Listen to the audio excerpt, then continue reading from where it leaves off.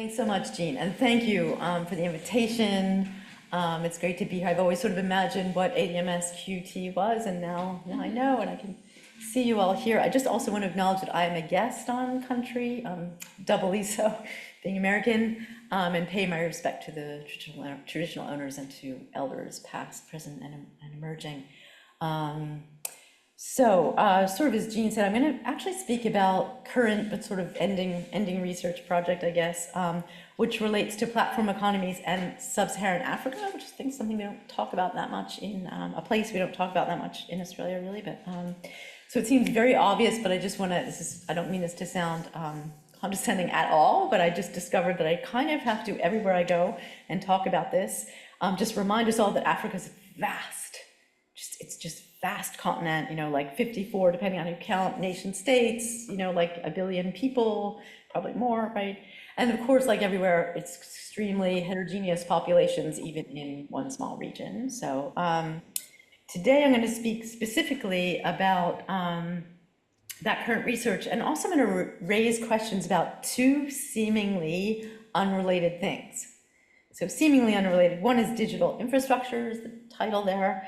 And specifically, our assumption, as sort of Jean gestured, assumptions about where value lies and how value is created on digital platforms. I'm also going to refer to the Global South, or specifically our approach to the Global South, right? I'm going to raise questions about the term itself, which I find very problematic. So my current research, sorry, I have to do this because the United States National Science Foundation generously funded this, and I feel strongly because they have been partially dismantled. So there they are. They funded this project, High Finance in Africa, the making of domestic capital markets. I did research in Ghana, and by domestic capital markets, I mean capital markets denominated in local currencies. So for example, denominated in like the Nigerian naira as opposed to the US dollar. I'm not going to review that today, don't worry. That project led much more than I expected to research on digital wallets, on mobile money, and fintech platforms. And also some things to read. I mean, this is a weird kind of plug, but that handbook, if you're interested, is especially on the question of infrastructure, is not my chapter, but the chapters are, I think, very good. So something very quick about my approach, which Jean also, thank you very much, mentioned. So yeah, actually I have a degree in politics, but I come from the tradition of economic anthropology and the social studies of finance associated with Michel Calon and Bruno Latour in France. But skipping over all that, the most relevant points are, and I feel very strongly about this actually, there's no such thing as intrinsic value, period, right? Including economic or financial value. Did you want the next? Value is a category of inquiry, I think for everyone, but it's erroneous to speak of economic value as if it has no normative determinants, which I think most people would agree with, but also it's erroneous to think that some sort of static ideology, like culture, informs value, which I think is maybe less obvious, and we can chat about that. In keeping with the actor network theory or social studies of finance approach, my focus is on practices, like how. Right, how value is produced is sort of the obvious one.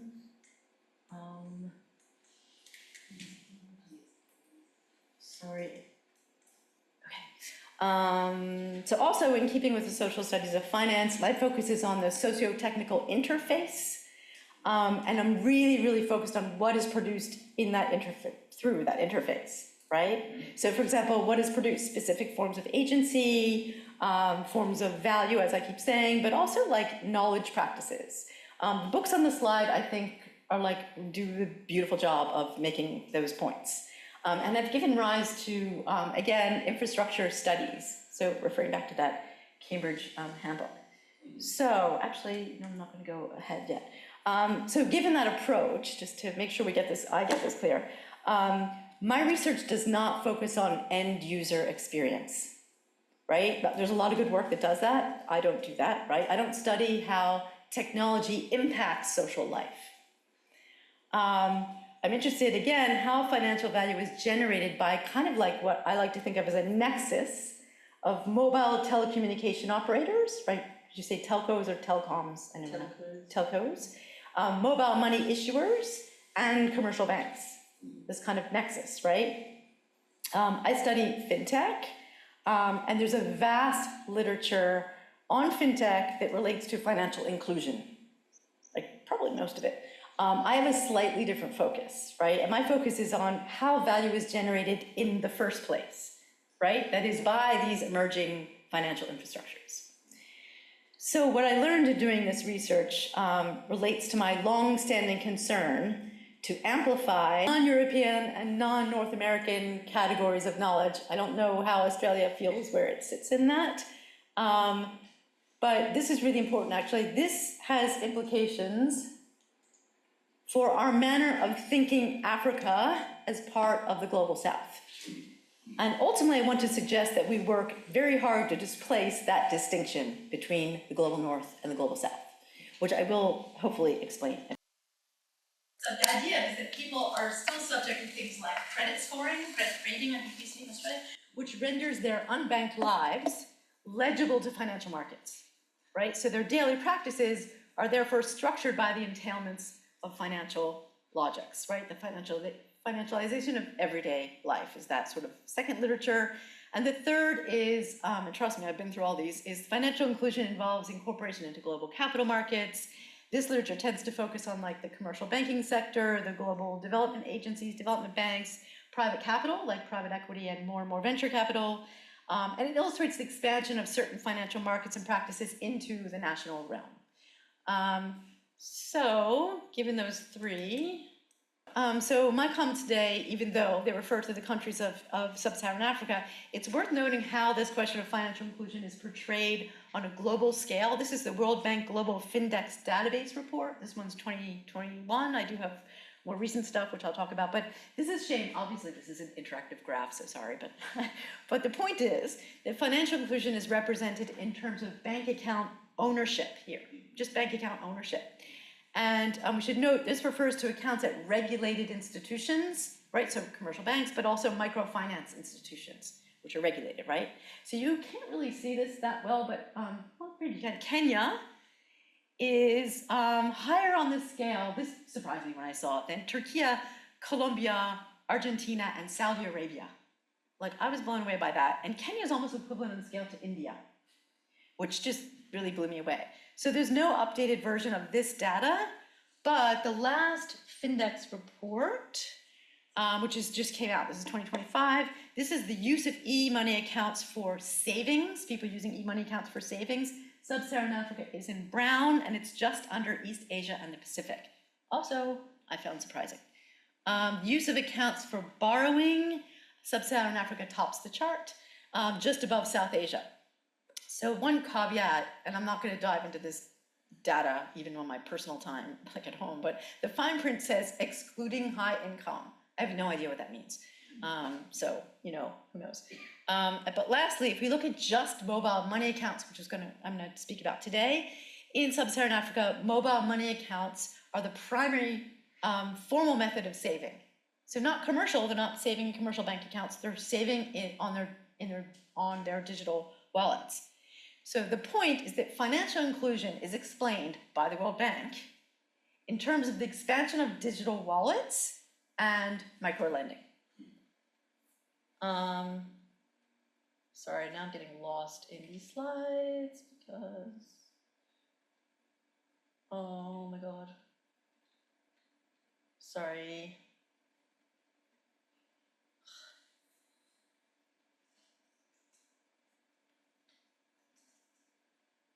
All right, something is wrong here. Why isn't it going back to, that's where I was, right? Yes, thank you, sorry, that was just weird buttons. The digitization of development finance, which is sort of what I just described, mostly through digital wallet microlending, has led to what Daniela Gabor and Sally Brooks call the FinTech Philanthro Development Nexus. It's a big term. The point is that nexus has led to the extraction of rents from low-income populations in the Global South, increasingly indebted populations in the Global South, the enforced subordination of financial institutions and national economies in the Global South to financial institutions located elsewhere. obviously in the global north mostly. And the extension, what they call the extension of colonial relations, I would say neo-colonial relations, but that's a side point. All this is true. It's totally true. It's been documented like quite well. Now, hopefully I get this. At the same time, financial inclusion has not been as effective with an E as is claimed. There are limits. There are limits, just like with everything, to financialization. In the majority of Africa's, in sub-Saharan African countries, this is the case for the goal to bank the unbanked. So despite the laser focus on Kenya, most sub-Saharan countries fall in the middle to low range on that World Bank Findex graph, if you included them. They make widespread use of mobile money digital wallets like they do in Kenya, but they're predominantly cash economies. So it is true that the use of digital wallets has given rise to the use of alternative data for credit scoring. I'm sure many of you have heard about this, right? The use of transaction, you study it here, actually the use of transaction data, the use of social media profile data or clickstream data, et cetera, and using that for credit ratings, right, to decide whether to give a loan to Jean and at what interest rate, right? You might think if we're doing more of that, they are using more alternative data, you would think that would increase access to credit, right? The more they use that. But that's not actually an assured outcome. This is what I discovered during my field research, right? Those working in the mobile money and fintech sectors with whom I spoke and did research with, et cetera, they see that actually as an immense challenge. It's mostly, and that is because it's mostly due to the problem of non-standardized data and consequent problems of sharing data across institutions and platforms, right, between banks, credit bureaus, and fintechs. So we see on the one hand, the extension of consumer credit, that just means short-term unsecured credit, like a short-term loan, right? That has led to cycles of indebtedness, right? That is very well documented and true. And at the same time, on the other hand, in contexts of mostly unbanked, low-income communities, so people don't have bank accounts, commercial bank accounts, we don't see certain primary indicators of financialization, such as the accumulation of financial assets, right? And their associated revenue streams, right? Like a house and a mortgage. We do not see that at all. So at the bottom of the screen, I referenced research that makes these points. Those on your right-hand side are people in the UK you might have heard of. The others are actually scholars in Africa who no one cites, who are saying the same thing. So despite the caveats, observers of the Global South in general, so not just Africa, right, seem to either just assume or sort of just conclude that formal credit products are now a part of people's everyday lives. Often conclusions about the extension of financial products and services are inferred and not necessarily observed. It's not a foregone conclusion that many populations are accessing financial services, even though they're counted in those official reports I showed you as having access. They have access to financial services due to the near existence of a digital wallet. So indeed, for the fourth quarter of 2022, the Bank of Ghana recorded just over 50 million registered mobile money accounts. That's a lot of mobile money accounts for Ghana. And yet only 18.6 million of those were active accounts. And we've not been very careful about parsing that sort of thing. So as I said, fintech platforms have not resolved these very significant problems of data standardization and therefore interoperability. And that issue is compounded by limited data collection and the nature of the data collected. So the industry people who I spoke to and work with in West Africa complained that, and I'm quoting, this is a quote, "The banks only register defaults, not overall payment history." So they're not registering everything that Jean's doing, paying her utilities and blah, blah, blah. They're just registering defaults, right? The banks are required from a regulatory perspective to only report the defaults, negative information. So the credit bureaus end up with these databases of defaulters. And so what we see is that high levels of debt incurred by local populations has led to their blacklisting, right? My dear friend and colleague Emma Park and Kevin Donovan have written a lot about this and really wonderful work. It's true. But it's also therefore not a demonstration of the seamless integration of people into the commercial banking system because they're blacklisted, right? So when we examine the implicit assumptions about financial inclusion, we're forced to consider not just the end users, but rather the nexus, right, of users, platform firms, the payment and banking institutions, all of which produce this complex ecosystem with variable outcomes, right, as everywhere in the world. So for some reason, when we talk about the Global South, it's always about financial inclusion. And when we do studies in the Global North, it's about some tech ecosystem, but it's all the same.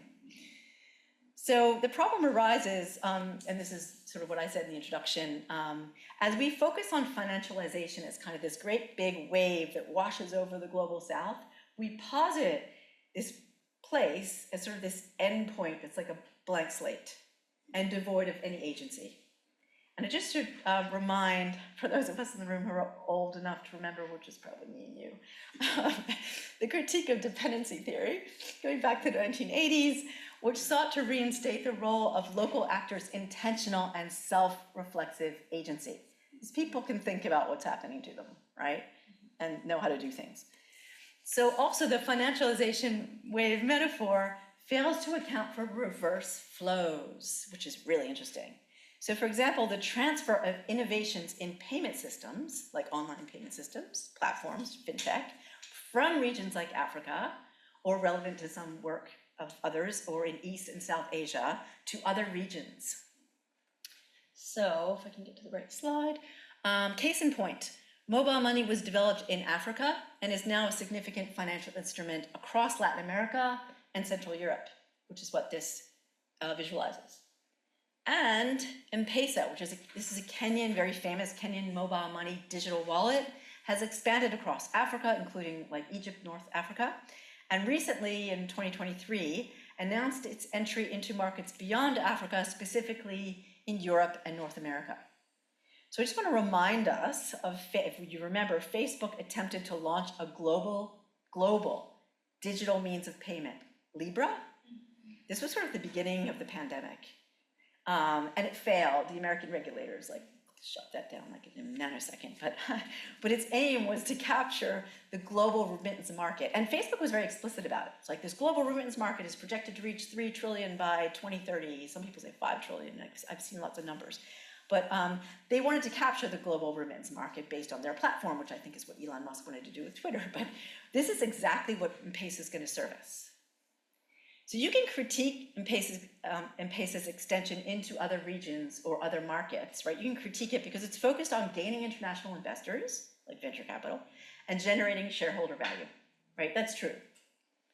But it will result in capital allocation to M-Pesa and not to Facebook. And most importantly, it's a means for users to bypass European banking institutions, like the SWIFT system, which I think you've all probably used. So I will explain that.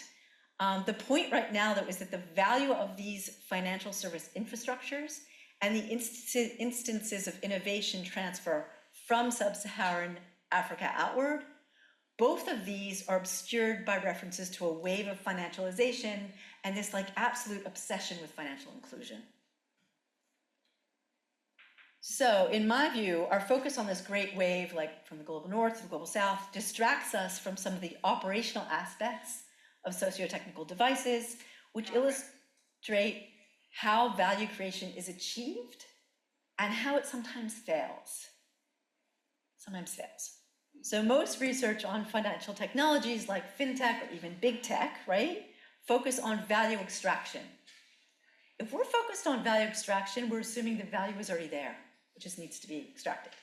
It's there, right? The age-old anthropological insight, going back to studies of Melanesia cooler rings or something like that, and this is in keeping with the STS or actor network theory approach. There's no such thing as intrinsic value. The questions I'm asking again are about value creation, right? What forms of value emerge from this nexus? And this is not just a question for processes underway in the Global South. I would love for everyone to sort of entertain this idea, because we often hear statements like data is the new oil, or data, the worst one, data is capital. That is a superficial claim as far as I'm concerned, because it leaps over the specific concrete operations of value creation, right? How does unstructured data, or even structured data sets, right? How do they become actionable forms of value? How are asset classes generated from those forms of value, right? And how are those asset classes then monetized? Like these are not easy propositions, right? And we don't know much about how that happens, unfortunately. The value extraction view does not account for how data becomes an asset class, how data counts as capital, right? Or how it figures, for example, on balance sheets, right? And processes of capitalization. Anyway, the point being we must demonstrate that. So when we say, as actually two authors of a special issue recently did, the data is turned into capital. Data is turned into capital. For mobile telecommunications operators, the telcos and money service providers, for example, like mobile money providers, we need to illustrate how. So I'm going to try and do that a bit, but I have to digress very briefly to speak about remittances because they were totally central to the story. Remember I said this is what Facebook wanted to capture. On a global scale, if you exclude China, because they did, remittance flows are now the largest remittance flows, right? Money sent to countries is the largest source of external finance for low and middle income countries, surpassing foreign direct investment and overseas development aid. For sub-Saharan Africa, as part of foreign inflows, so money coming into the continent from wherever, remittances are almost as significant as overseas development aid and more significant and more stable than foreign direct investment. So very quickly for sub-Saharan Africa, again, official World Bank reporting, 2023 remittances totaled $54 billion, right, $500 billion. In Nigeria, this is crazy, remittances are second only to oil exports. Nigeria exports oil as a source of foreign exchange, right? Next come remittances as a source of foreign exchange, they're huge. I think the most important indicator is actually as a percentage of GDP, as a percentage of the country's GDP. Senegal is like a basic functioning democracy, economy, etc. in West Africa. 9% of its GDP comes from remittances. In Liberia, it's 18%, mostly from the United States. But don't forget, the figures I'm citing underestimate total amounts, right? This is official data, this is the World Bank. This does not account for unofficial channels of transfer. And most importantly, this is like the most important thing I'm going to say today, they don't account for intra-African remittances between African countries. This is like showing like London and New York sending money, right? Intra-African remittances, right? Between different states, African states. These are very substantial and they mostly transpire through mobile money and fintech infrastructures. So we should also note that these transfers, these intra-African transfers or African transfers in general are the most expensive in the world, right? Especially when they transfer through legacy systems like Western Union. We both have a pet peeve about Western Union. So on average, the cost of an international transfer of $200 is 7.9%, like 8%, it's a lot. And amazingly, the most costly transfers are between African neighbors. So for instance, a $200 remittance transfer from Tanzania to Kenya, right next door, 35% of that $200. So there's an extensive literature on what's called the remittance development nexus. It's a big kind of World Bank thing, but a lot of development studies people. And, you know. The legacy ones, right? With the 35%, or does it also account for the mobile money? Legacy, yes, yeah. No, that's fine, it's a good question. Yeah, legacy, yes. So that remittance development nexus, very briefly, basically argues the obvious thing that remittances contribute to increased consumption. The more remittances coming to a country, the more people have to consume. And therefore you get economic development, right? But as we can imagine, that now, especially in the World Bank, is becoming more and more this kind of another financial inclusion narrative. Yet another one, right?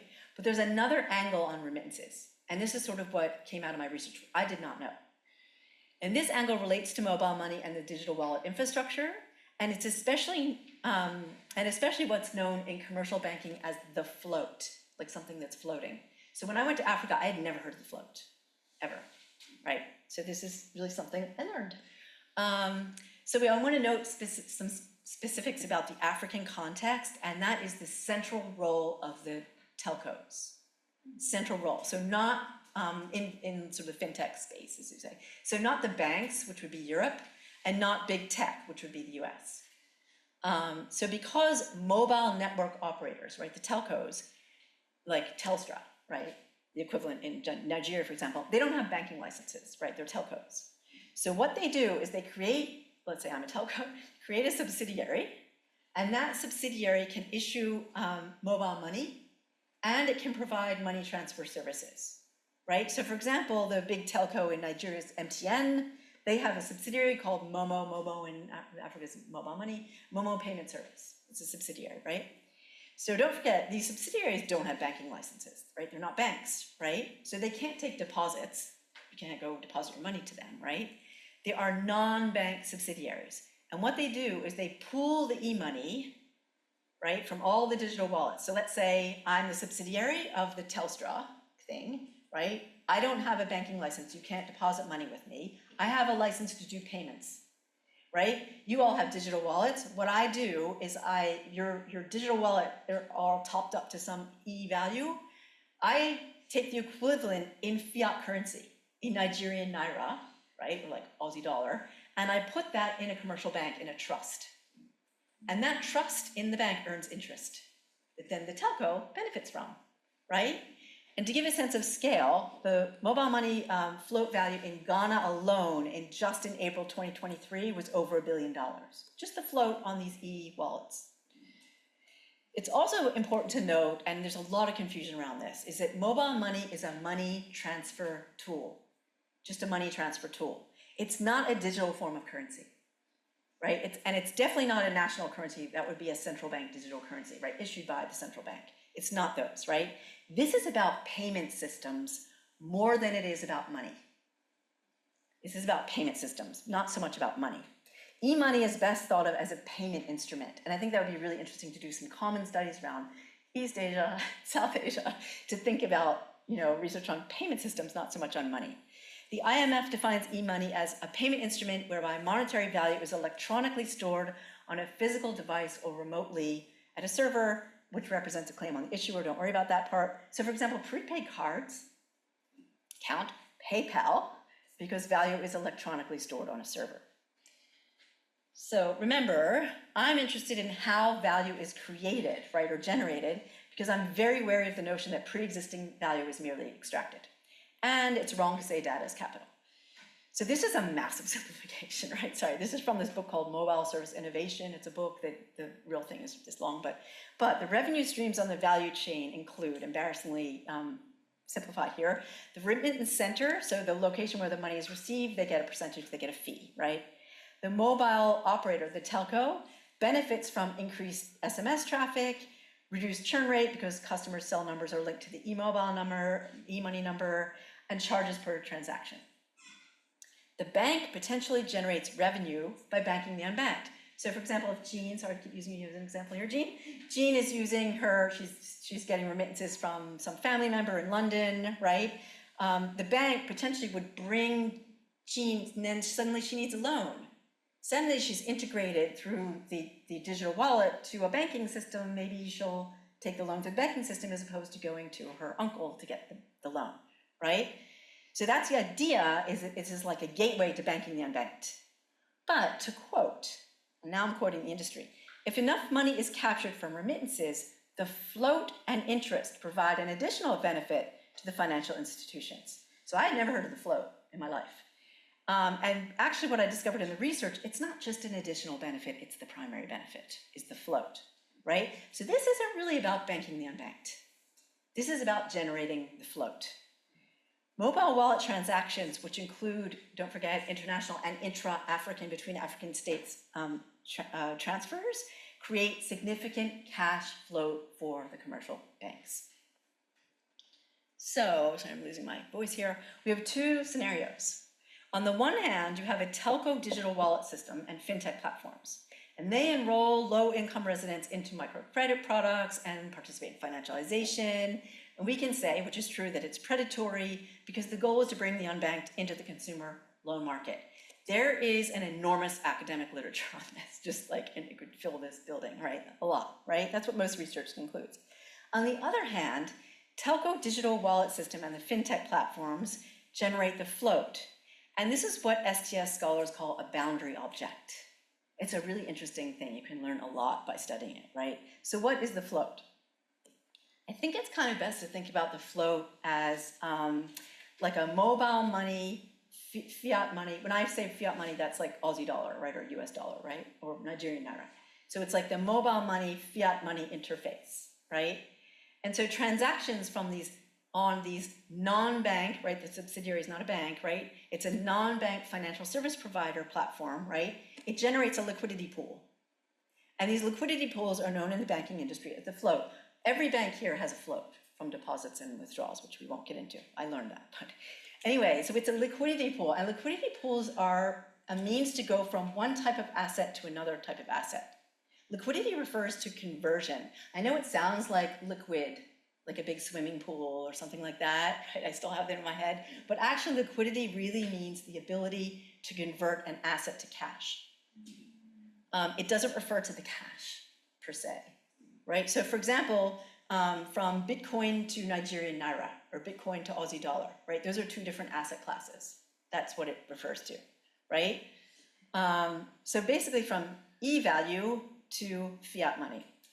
And remember, the non-bank financial firms, they don't have banking licenses, they can't take deposits, as I already said, so they hold that e-money equivalent in fiat money in the commercial bank custodian accounts in the trust, right?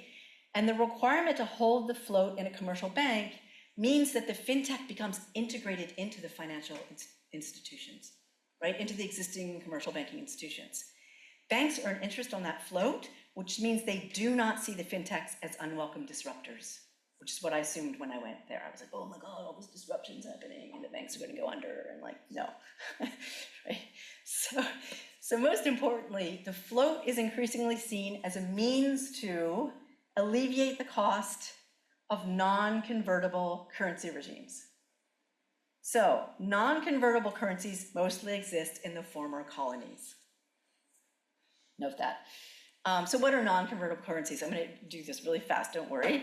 And why does mobile money matter for them, right? To explain, I'm going to say something about mobile money, which is this refers to the global mobile money sector. So I know mobile money sounds like monopoly money or something, right?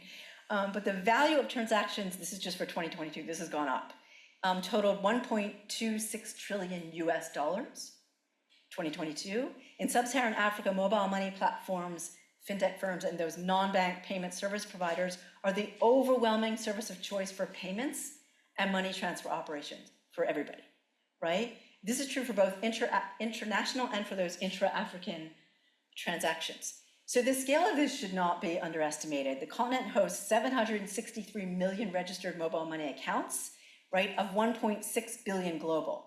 Of 1.6 billion global, 763 million are in Africa alone. 218 million monthly active accounts, that's more than half the global amount, and represents 32 billion, this is all US dollars, of the global 1.26 trillion transaction value. So this is all reported for 2022 by the GSMA. The point is that sub-Saharan Africa is literally the global epicenter of mobile money, as they say. And this involves like peer-to-peer between two people and business-to-business transactions, as well as 1.3 billion US dollars in international remittances processed per month. Everyone I talk to here who has anything to do with Africa uses these platforms from here to send money. So the problem is the cost and logistics of settlement, as I said, right? Those high percentages on exchange outside of these networks, right? Part of what's driving this is the fact, as I said, that African currencies are non-convertible. So these are what are known as soft currencies, meaning they're not traded on foreign exchange markets. The point is that payments and transfers between two African states, so I said like Tanzania and Kenya, are international operations. And they involve buying and selling dollars and euro, right? So if you're in Kenya and you want to, send money to Tanzania, you first have to buy or sell dollar and then reconvert, etc. And clearing through non-African banks, often through the SWIFT system. So in 2017, only about 12% of intra-African payments in the continent, only about 12% were cleared within the continent. And this obligation to route settlement through the overseas banks adds an estimated $5 billion US dollars a year to the cost of intra-African transactions. That's insane. So digital platforms that were initially in the mobile money and digital payment sectors have therefore developed into platforms for real-time payments in multiple currencies. So this is one good story Good tech story. So this is one of just like many examples, and they've expanded since I did the research even. So this is MFS Africa, which is a Pan-African real-time payments network. It's enormously successful. When I last checked, it was operating in 36 markets, over 320 million mobile wallets. And this claim to render borders insignificant, which it says overturning injustices, that should be read as a political claim. I've actually heard the CEO do presentations at industry conferences. He's very political, and he knows what he's doing. So this is from my current research. I've anonymized this, so I'm just going to call them ABC Finance. They began as a fintech. They are now a currency exchange platform, and they ensure connectivity between the commercial banks and the mobile payment channels.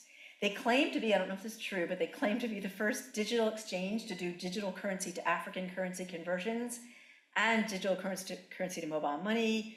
I'm going to skip over that, and they do this through APIs that connect the counterparties, and they're increasingly using blockchain. They say that their aim is to bring, and it says it somewhere if you click in there, their aim is to bring traditional finance, like banking, to counterparties. Note, right? They didn't say they're bringing finance to consumers or to the unbanked. They do not care about that, right? They're bringing it to the counterparties, which are the remittance operators, right, and the money transfer operators. So at an industry conference, the CEO of this firm, she noted a central problem. She said, which surprised me, no one will hold African currency in the African banking system, meaning the banks and the central banks won't hold African currency in their own banking system. And that's because the vast majority of government, as everywhere, government and corporate bonds are denominated in US dollars. So they have, the central banks in Africa are forced to like ration dollars to cover that, right? And their response is to become the largest non-bank, they're not a bank, foreign exchange broker in Africa. They buy and sell currencies using their own balance sheet. And that same industry conference, the CEO presented this as a means to, and I'm quoting her, deconnect Africa from the dollar. So, and I'm doing this as an American, so I'll probably be banned from traveling to the United States. So, sorry. So it's impossible to disintermediate the dollar. But the cost of US dollar hegemony is not just one CEO's concern.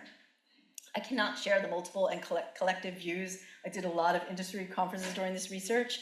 I'm just going to note that the response doesn't only take the form of these two private ventures I just showed you, there are many, but also in 2021, this was launched. This is the Pan-African Payment and Settlement System, PAPS, which is a cross-border financial market infrastructure that enables payment transactions between different African states and different African currencies. Don't forget, there are 55 different currencies in Africa, right? So they cover, I think, 42 last I checked. They serve commercial banks and fintech firms, so not just the commercial banks, also fintech firms. And they're an alternative to this high-cost transactions that transpire through the correspondent banking system. So PAPS displaces the role of non-African intermediaries, such as the European-based SWIFT system. So these are really modest steps, I think, probably in addressing the cost of dollar funding. But for many of those on the continent, this is enormous, huge. And in 2025, this is like June, I think this is very recent, PAPS launched the African Currency Marketplace. This is a financial market infrastructure that addresses that challenge of currency inconvertibility that I noted by enabling sovereign currency, so the main sovereign currencies exchanged for intra-African trade between African states, right? I've heard a lot of people critique this stuff. Everything I just showed you, those last two firms, and they critique it because they're like, this is financialization, right? Or the extension of market-based, these are markets, market-based solutions to, political economy problems. And that is true, but for many of those on the continent, this represents real steps to address monetary and financial subjugation of former colonies. So I'm not going to make any wild claims about the end of dollar hegemony. That's for the stablecoin debate, which maybe some people have. But of course, sitting here, U.S. dollar hegemony is a global constraint for pretty much everyone, right? But my point is that before jumping to conclusions about financialization, which we just tend to think, of course, we think, that's a bad thing. Keep your, headlights up on that one or something like that. It's important to consider not just how consumers are taking up digital wallets, right? They might take up digital wallets, but not necessarily enter the commercial banking system, as I just showed. More importantly, they are developing platforms that serve their definitions of the historical challenges that they face, right? For example, the global monetary regime. So the question is, what's at stake for those living according to those regimes of value? Which might be different than what's at stake for me. And in this case, what's at stake are neo-colonial or imperial institutions like banking and monetary institutions. So we can insist on the fact of structural subordination with respect to global currency regimes, right? The US dollar. But my colleagues in sub-Saharan Africa, they focus on the extent to which there are fault lines in the operations of infrastructures, right? They're not standing outside it, like revolting, they tried that, right? They're like looking for the fault lines in the infrastructures, which is a really interesting thing which we should talk about infrastructure studies, which fault lines are sites of possible transformation. So for example, by making that liquidity pool visible, that float, that has enabled explicit campaigns. And I mean, when I was in Ghana, it was in the newspapers and on the news, right? Campaigns regarding the status of the float, right? It earns interest. Where's the interest going? I have not heard that conversation in the US. So no, in commercial banking, right? So not digital banking, like Combank banking, regular commercial banking. There are regulations that stipulate that floats, because they have floats, be held in current accounts that typically earn zero interest. In the realm of fintech, when things got digitized, like PayPal, this has been a regulatory blind spot. The regulators were never looking. And there's no scrutiny of the status of the float, which is often held in interest-bearing accounts. So PayPal was holding float in an interest-bearing account and not paying it back to anybody, right? This was reported by the Bank of International Settlements, but I've nothing in academia, not one sentence. But in sub-Saharan Africa, I have my slide up, sorry. There has been lively, as I just said, public debate about the status of digital wallet accounts and the attribution of interest on the float. And regulations have been implemented, which is amazing. And they're varied. They range from mandated distribution of like a minimum percentage of the float interest back to e-money customers. That is true in Ghana. That happened actually while I was there. It's true in Ethiopia and in Rwanda. In Ghana, the electronic money issuers must distribute at least 90% of float interest, right, net of fees to their customers. So the Bank of Ghana issues guidance about this every year, but last I checked, customers obtain a return comparable to return on commercial savings accounts, which is 4%, which explains that graph I showed you in the beginning about the brand. They were very high savings on, because they're earning interest on them. So other jurisdictions require that the float interest benefit customers, but they don't mandate that it be distributed back. Sometimes there are like these profit sharing arrangements that I'm not going to get into. In Kenya, the float interest must be donated to public charities. There's this M-Pesa Foundation, and they build hospitals, although I've heard it's very corrupt. So this is in contrast to US, definitely, and Europe, I think, where fintechs and big tech firms pay customers zero interest and yet collect interest on the float held by the banks.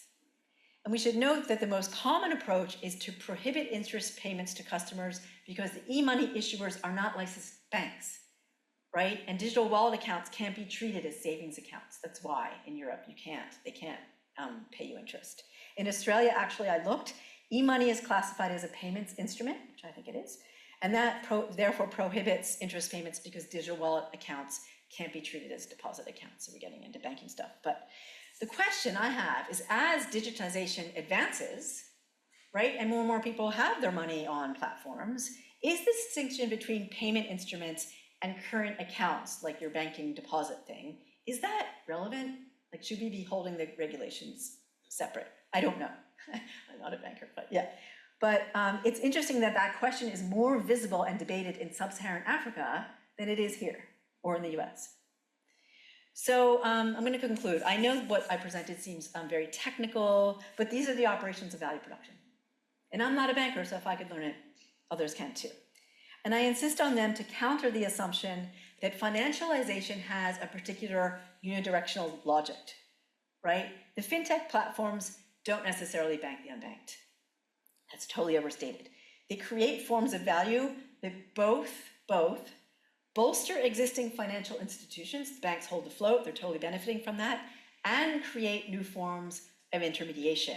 So the float is used by the fintech platforms to address these problems of soft currency regimes. And both of those things can be true. It doesn't have to be like either it's all subjugation or it's all liberation, right? So how does all this matter for what I said I was going to talk about, which is the global north, global south divide? So I think I got ahead of my slides, but anyway, with respect to sub-Saharan Africa, so in general, right, for over a decade, probably more, there's been a concern, and again, this is more like academic literature, including literature in Africa, to recenter the margins. I myself have written about this.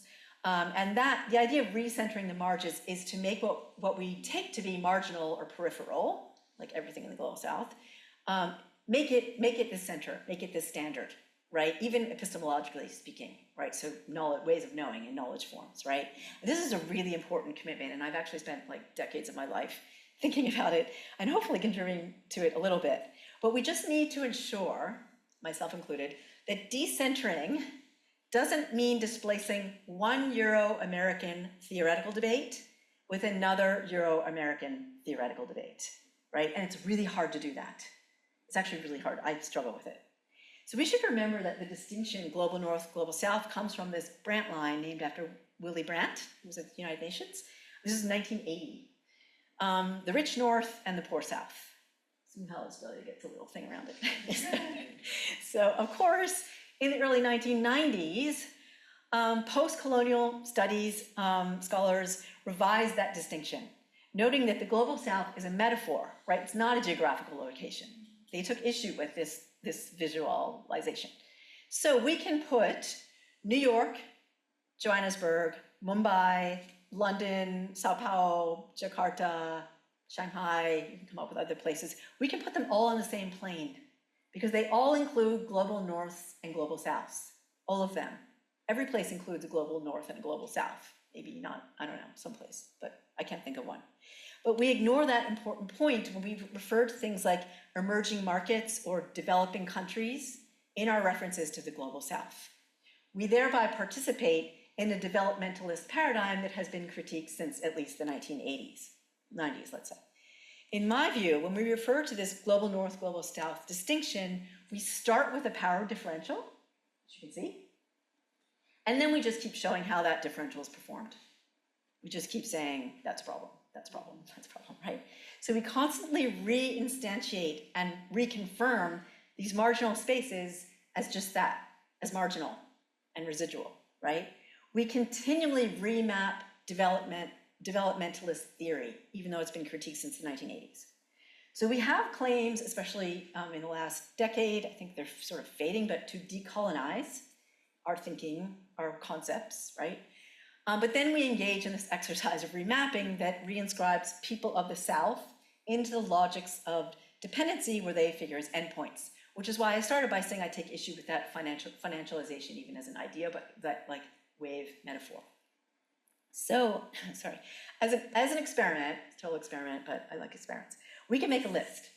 We can put 3 things on the list. One would be microfinance loans, right? So an example would be Mshwari, which is in Kenya, related to M-Pesa. Those are microfinance loans. We could put buy now, pay later loans, or those aren't really loans. Anyway, buy now, pay later, right? Afterpay in Australia. Second thing on our list. They're all on the same list. And we could put payday loans, which are very popular in the United States. Advance America is one in the United States. Those are payday loans. Put all those 3 things on one list. They all involve non-guaranteed short-term loans. So you get them, you don't like put your house up as collateral. They're just non-guaranteed short-term loans. And they all relate to the fact that banking is expensive for low-income populations everywhere in the world, in Africa and in America. Banking is expensive for low-income populations. So therefore, we have all these little plans, right? These new platforms now. So instead of starting with this power differential between the global north and the global south, it would be really, really instructive and I think constructive to study these credit markets all in one frame. Don't make a distinction between the payday loans in New York and the ones in Kenya. They're all the same, right? And for instance, by studying something, what I call, STS scholar, a market device or the boundary object, like the float. Just study the float in all these different places. The point in doing that is to account for the production of power differentials. Not to start by assuming that, but to account for the production of power differentials or the fault lines of value production. Now that I'm losing my voice, I will stop talking. So thanks so much. Thank you.